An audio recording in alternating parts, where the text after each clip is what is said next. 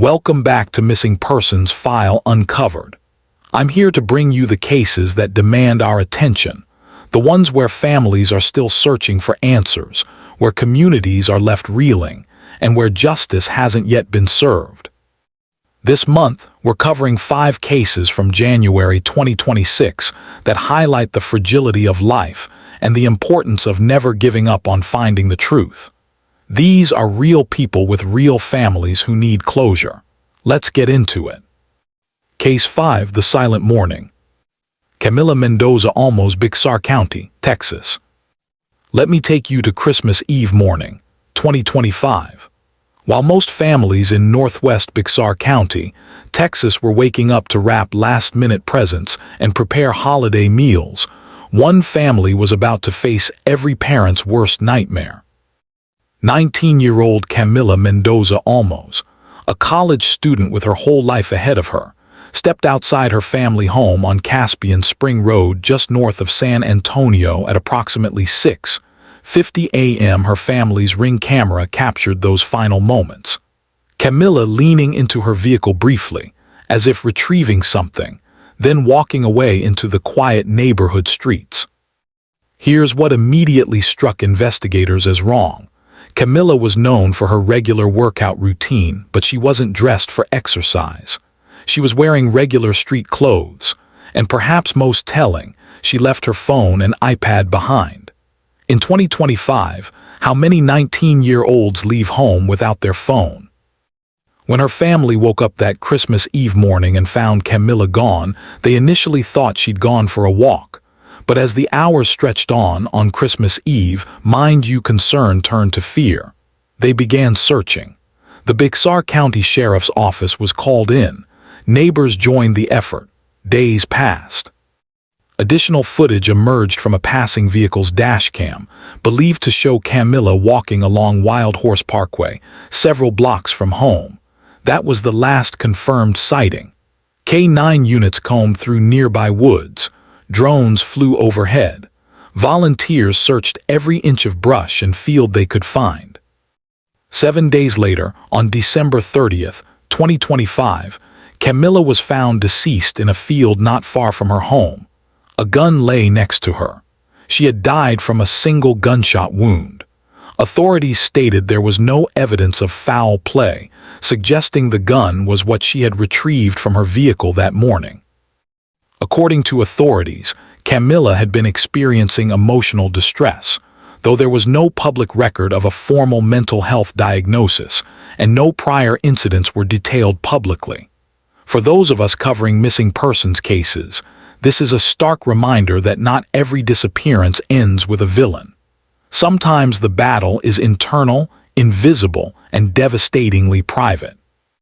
The holiday season, for all its joy and connection, can quietly amplify pressure, expectations, and loneliness in ways that aren't always visible from the outside. Camila's case reminds us that we need to check on the people we love, especially when, everything seems fine on the surface. Rest in peace, Camila. Case 4, The Vanishing Bartender. Daniel Davis, III, Chicago, Illinois. He's very much a creature of habit. Him going missing is the last thing anybody would have ever expected. Those words from Daniel Davis, III's family tell you everything you need to know about why this case is so disturbing. Dan was the kind of man who showed up. For 20 years, he showed up to his shift at the Bourbon Street Bar in Marionette Park on Chicago's South Side. The regulars knew him. They trusted him. He was reliable. On the night of November 25, 2025, 2 nights before Thanksgiving, 59-year-old Dan finished his shift and walked out of that bar like he'd done thousands of times before. But this time, he never made it home. Let me walk you through what we know. Earlier that evening, Dan had been involved in what was described as a minor car accident near 119th Street and Avers. He refused medical attention at the scene, said he was fine. A Cook County Sheriff's deputy even gave him a ride back to the Bourbon Street Bar so he could return to work. Around 1:50 6:15 a.m. on November 25th, surveillance footage captured Dan leaving the bar on foot. In the clip, he appeared steady, but over the next hours, something went terribly wrong. A patchwork of security cameras from the area paint a deeply concerning picture. Around 7:30 a.m., footage allegedly shows Dan walking through a yard near the Plains and Gregory, stumbling on a sidewalk as if struggling with basic coordination. Later that afternoon, another camera caught him on Old Western Avenue near Blue Island. Police say he appeared confused and disoriented. The last confirmed sighting came on the evening of November 26th. A camera at St. Donatus Church on South Union Street captured Dan just before 6:30 p.m. walking away from the church in the fading light. After that, nothing. No verified sightings. No phone activity. No financial transactions. His daughter believes her father may have suffered a medical episode stemming from that car crash, perhaps a stroke or internal head injury. Watching that surveillance footage of her father struggling to walk, losing his balance, appearing disoriented, it's heartbreaking for the family. At the time of his disappearance, Dan was described as a white male with brown eyes, short gray hair, approximately 58 and 170 pounds. He was believed to be wearing a black Harley-Davidson jacket, red sweatshirt, black jeans, and a black baseball cap. Despite widespread search efforts and a Find Dan Davis Facebook page that's drawn thousands of followers, the trail has gone cold. Volunteers have searched forested lots, abandoned rail yards, and mapped out possible paths, but no trace of Dan has been found. If you have any information about Daniel Davis III's whereabouts, please don't hesitate to call 911 or contact the Chicago Police Department's Missing Persons Unit. This is a man who may be injured and in need of medical assistance. Every day that passes makes finding him more critical. Case 3. Murder on WINDLAND Park. Dr. Spencer Teep and Monique Teep, Columbus, Ohio. This case is different from the others we're covering today because we're not looking at a missing person. We're looking at a double homicide where the killer is still missing. Just before dawn on December 30th, 2025, something about a quiet Columbus, Ohio neighborhood began to feel wrong. Family members and colleagues of 37-year-old Dr. Spencer Teep grew anxious when he didn't show up to his dental practice on time. Spencer was known for his punctuality and dedication to his work. His absence was completely out of character. Calls and texts to both Spencer and his 39-year-old wife, Monique, went unanswered.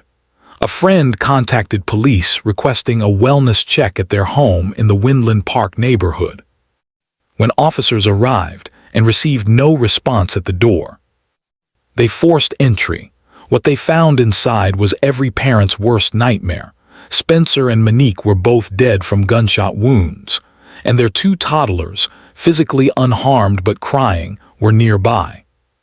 Let me be clear about what investigators found and what they didn't find. There were no obvious signs of forced entry. No firearm was recovered at the scene. Nothing was stolen from the home.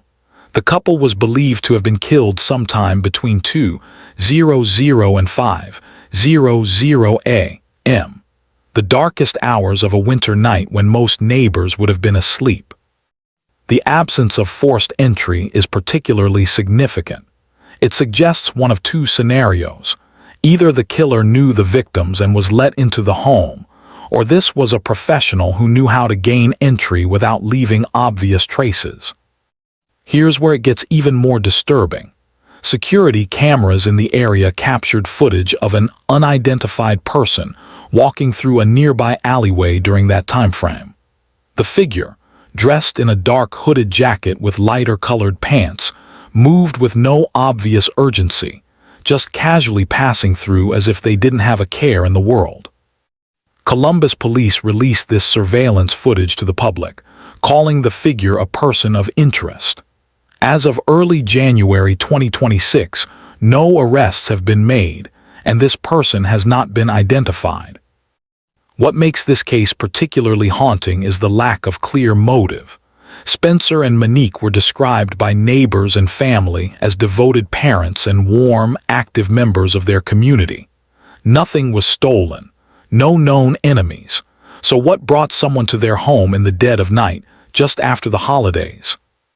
Was this person in the alley footage someone they knew? Did the killer choose this family specifically, or were they selected at random? Those questions keep investigators and this community up at night. In the days following the tragedy, friends and family established a GoFundMe campaign for the couple's children, which quickly raised over $150,000 as the community rallied in grief. But money can't bring back a mother and father. It can't erase the trauma those children experienced. If you recognize the individual in that surveillance footage or have any information about this case, please contact the Columbus Police Homicide Unit immediately. Someone out there knows who this is. Case 2, The Buried Truth. George Carroll, Massapequa, New York. 57 years of talk and people saying stuff. I was always told don't ask, so I stopped asking. This case is proof that some secrets can stay buried for decades, literally, until someone has the courage to dig them up. In 1963, George Carroll was living a modest life in Massapequa, New York on Long Island. He was a Korean War veteran, a husband and the father of 4 children. He worked steadily, came home at the end of each day, and was part of the routines that held his household together. To his kids, he was simply dad, present, reliable, expected to be there the next morning. Then one day in 1963, George walked out of the house and never came back. His wife Dorothy told the children their father had gone out to buy cigarettes. When he didn't return, the explanation slowly shifted. Over time, the story became that George had abandoned the family, that he chose to leave and never looked back. No missing person report was ever filed. No police search followed. For the children, questions were quietly discouraged. Dorothy's answers were always vague. Life just kept moving forward. Years passed. Dorothy eventually remarried to Richard Duress, a handyman who had worked around the Carroll home even before George disappeared.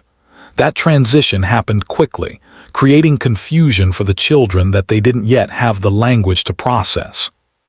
As the Carroll kids grew up, the mystery of their father's disappearance stayed unresolved. Some wondered if he'd started a new life. Others suspected something darker. But without evidence, and with silence imposed within the family, speculation was all they had. Decades later, George's youngest son, Mike, now a nurse, found himself caring for an older patient who turned out to be someone he didn't even know existed. His own uncle, George's brother. During their brief time together in the hospital where Mike was randomly assigned to this man, the uncle told Mike something that shook him to his core. Their family never believed George had abandoned his children. They believed he had been murdered. That statement reframed everything Mike thought he knew. Around the same time, Mike purchased his mother's old house, the same house where his father had vanished decades earlier. He moved in and walked the same floors, not knowing what questions might be buried beneath them. Mike shared what he learned with his siblings, including his sister Jean. Together, they began revisiting memories they had pushed aside. One detail stood out. Shortly after their father disappeared, major work had been done in the basement.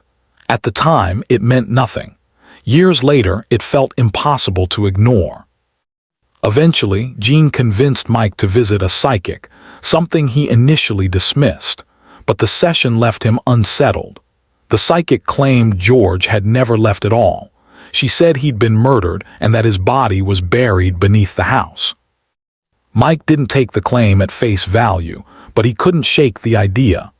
After months of consideration and research, he decided to investigate.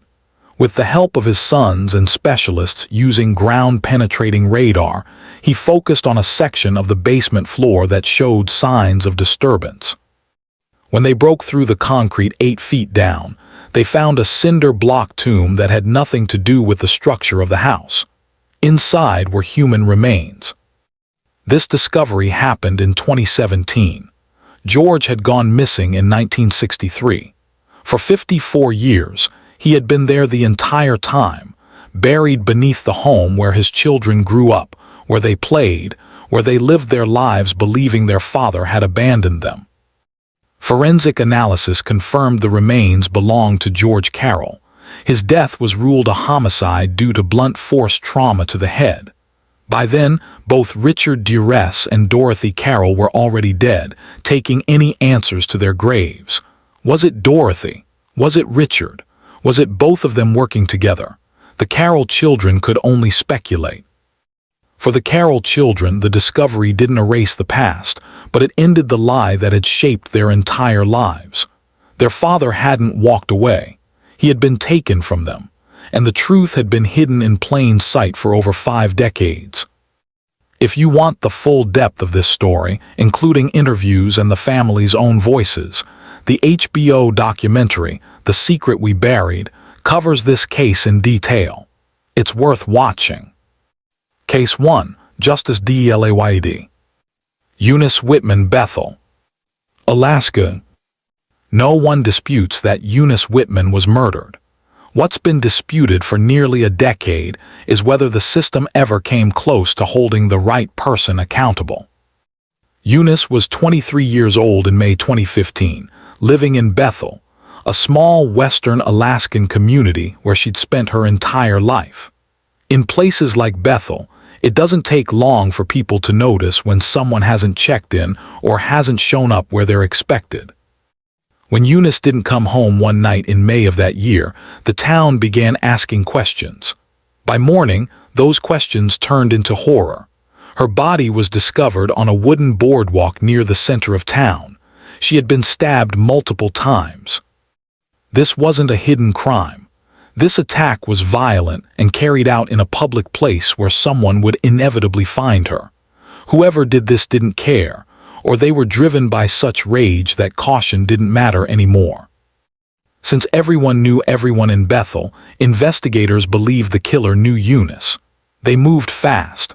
Within 24 hours, police arrested her boyfriend, Justin Paul, and charged him with murder. The case appeared straightforward. Prosecutors said evidence tied him to the crime, and the community was told justice was already in motion. But then nothing happened. Paul stayed in jail as the case stalled. Hearings were delayed. Trial dates came and went. Evidence that had been described as strong at the start began to weaken under scrutiny. Forensic testing showed that blood prosecutors had pointed to did not belong to Eunice. Other claims failed to hold up in court filings. All the while, Paul remained behind bars. Years passed.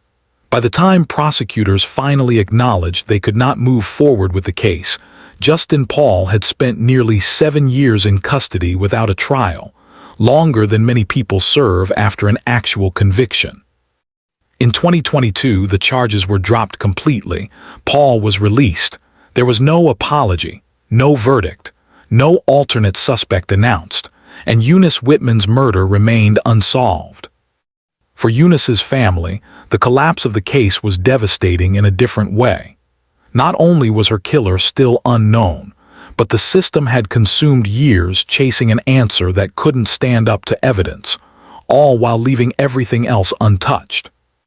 For a long time after that, the case sat quietly, not officially closed, just unmoving. Then in late December 2025, something changed. Alaska officials confirmed that Eunice's case was being actively reviewed again, this time by the state's Missing and Murdered Indigenous Persons Unit, a team created specifically to re-examine cases where investigators failed, stalled, or went off course. There's been no announcement of new evidence or a new suspect, just confirmation that the case is no longer being left where it broke down. As of now, Eunice Whitman's murder remains unsolved. But for the first time in years, the focus is no longer on defending what went wrong. It's on whether anything meaningful can still be done. Eunice deserves justice. Her family deserves answers. And this case deserves investigators who won't give up. Closing thoughts. These are the cases that consumed January 2026. 5 stories, 5 families forever changed. Some answers found, many still missing. If any of these cases touched you, if you recognized a face or a detail that might help investigators, please don't hesitate to come forward. Anonymous tips can be submitted to local police departments or through Crime Stoppers hotlines. Your information could be the piece that finally brings closure to a grieving family. Thank you for watching Missing Persons File Uncovered. If you found value in this coverage, please subscribe to the channel and share these stories. The more people who see these cases, the better chance we have of finding answers. Stay vigilant, look out for each other, and never stop asking questions.